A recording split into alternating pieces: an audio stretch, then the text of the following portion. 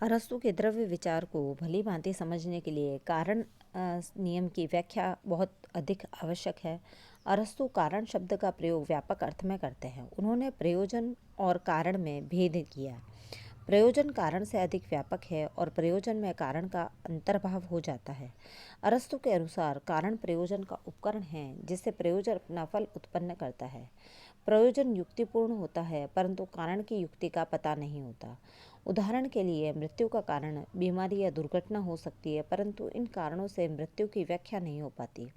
अर्थात मृत्यु संसार में क्यों है हम इन कारणों से नहीं जान पाते। रोग या दुर्घटना से केवल यही लगता है कि मृत्यु कैसे हुई परंतु इनसे यह नहीं स्पष्ट होता कि मृत्यु क्यों हुई। प्रयोजन युक्तिपूर्ण होता है अर्थात क्यों का उत्तर युक्ति से प्राप्त होता है। अरस्तु का कारण सिद्धांत अधिक व्यापक है।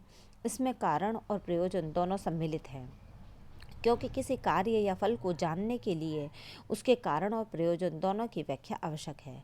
इस प्रकार अरस्तु का कारण सिद्धांत आधुनिक विज्ञान की अपेक्षा अधिक व्यापक है। इस व्यापक अर्थ में अरस्तु के अनुसार कारण 4 प्रकार के होते हैं। उपादान कारण, किसी वस्तु का निर्माण किसी द्रव्य या उपादान से होता है, वह उपादान या द्रव्य ही उस वस्तु का कारण है। उदाहरण के लिए संगमरमर की प्रतिमा संगमरमर से बनी हुई है अतः संगमरमर प्रतिमा का उपादान कारण है। मृत्तिका घट्ट का तंतु पट का उपादान कारण है। उपादान कारण को न्याय वैशेषिक में समवायी कारण भी कहते हैं क्योंकि कार्य समवाय संबंध से अपने उपादान कारण में ही रहता है। दूसरा है निमित्त कारण, यह किसी कार्य का शक्त कारण है। किसी कार्य की उत्पत्ति के लिए शक्ति की आवश्यकता होती है। यह गति या परिवर्तन का कारण है, इसलिए इसे चालक शक्ति भी कहते हैं।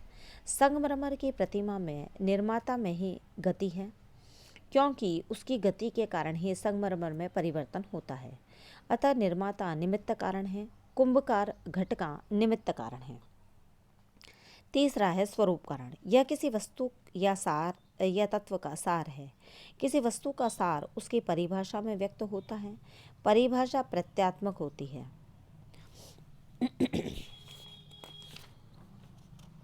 इस प्रकार किसी वस्तु का स्वरूप कारण उस वस्तु का प्रत्यय या विज्ञान है। उदाहरण के लिए संगमरमर की प्रतिमा बनने से पूर्व प्रतिमा का स्वरूप या विज्ञान निर्माता के मस्तिष्क में विद्यमान रहता है अतः मूर्ति का विज्ञान ही उसका स्वरूप कारण है। फिर है लक्ष्य कारण, जिस अंत या उद्देश्य को ध्यान में रखकर परिवर्तन किया जाता है वही लक्ष्य कहलाता है। साध्य या लक्ष्य के कारण उपादान के स्वरूप में परिवर्तन संभव है। उदाहरण के लिए संगमरमर की प्रतिमा में पूर्ण प्रतिमा ही लक्ष्य या अंत कारण है क्योंकि प्रतिमा को ही पूर्ण करना निर्माता का लक्ष्य है। इसी प्रकार पूर्ण घट का निर्माण कुंभकार का लक्ष्य या साध्य है।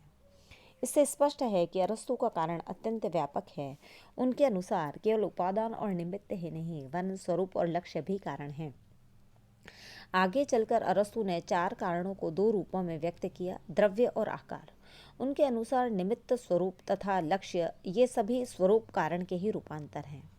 सर्वप्रथम स्वरूप तथा लक्ष्य एक ही वस्तु के काल्पनिक और वास्तविक रूप हैं।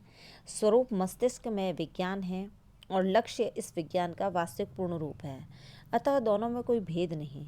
पुनः लक्ष्य कारण तथा निमित्त कारण में भेद नहीं।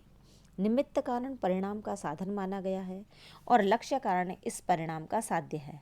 निमित्त कारण परिवर्तन का आधार है और लक्ष्य कारण परिवर्तन का फल। लक्ष्य या साध्य के कारण ही परिवर्तन उत्पन्न होता है, अतः जो परिणाम का कारक है वही अंत में उसका लक्ष्य है।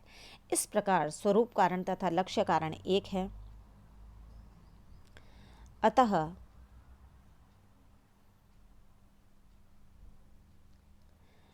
दो कारण शेष रहे, उपादान और स्वरूप। ये दोनों ही अरस्तु के अनुसार मूल कारण हैं जिनसे वस्तु का निर्माण होता है।